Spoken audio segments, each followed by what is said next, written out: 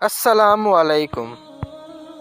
پہلا رسول حضرت نوح علیہ السلام سب سے پہلے رسول ہیں جو اللہ نے زمین والوں کی طرف بھیجا، جیسا کہ حدیث شفاعت میں آیا ہے، جس کو ابو ہریرہ نے روایت کیا ہے کہ لوگ حضرت آدم علیہ السلام کے پاس آ کر کہیں گے کہ اے آدم، تو ابو البشر ہے، اللہ تعالیٰ نے اپنے ہاتھوں سے آپ کو بنایا ہے اور آپ میں روح پھونکی ہے اور فرشتوں کو تجھے سجدہ کرنے کا حکم دیا، تو انہوں نے آپ کو سجدہ کیا اور اللہ تعالیٰ نے آپ کو جنت میں بسایا۔ کیا آپ ہمارے رب کے ہاں سفارش نہیں کریں گے؟ کیا آپ ہماری پریشانی اور غم نہیں دیکھ رہے ہیں؟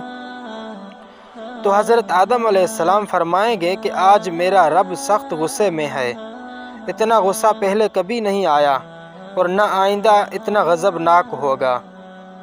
اس نے مجھے ایک درخت سے روکا تھا اور میں نافرمانی کر بیٹھا، مجھے تو اپنی فکر ہے، میرے سوا کسی اور کی طرف جاؤ۔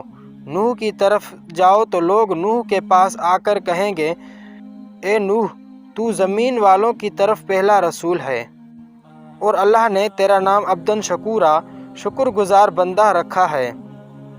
کیا آپ ہماری کیفیت نہیں دیکھ رہے ہیں اور جس مصیبت و پریشانی میں مبتلا ہیں اس کا آپ مشاہدہ نہیں کر رہے ہیں؟ کیا آپ ہمارے لیے اپنے رب سے سفارش نہیں کریں گے؟ حضرت نوح فرمائیں گے کہ آج میرا رب اتنا غضبناک ہے کہ اس سے پہلے اتنا غضبناک نہیں ہوا اور نہ بعد میں اتنا غضبناک ہوگا، مجھے تو آج اپنی فکر ہے۔ مکمل حدیث بخاری شریف میں ملاحظہ کریں۔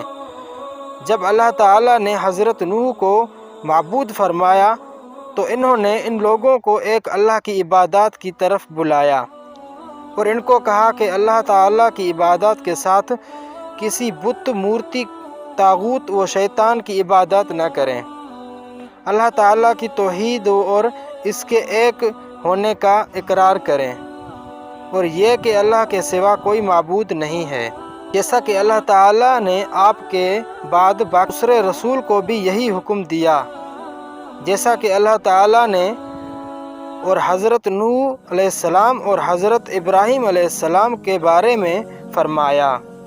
مطلب یہ کہ ہم نے ان دونوں کی اولاد میں نبوت اور کتاب جاری کر دی۔ حضرت نوح کے بعد ہر نبی اور رسول اس کی اولاد سے ہوا اور ابراہیم علیہ السلام خود حضرت نوح علیہ السلام کی اولاد میں سے ہیں۔ ان کے بعد آنے والے نبی اور رسول حضرت ابراہیم علیہ السلام کی اولاد میں سے ہیں۔ تو انشاءاللہ نیکسٹ موضوع پہ ملاقات ہوگی، تب تک کے لیے دیجیے اجازت، اللہ حافظ۔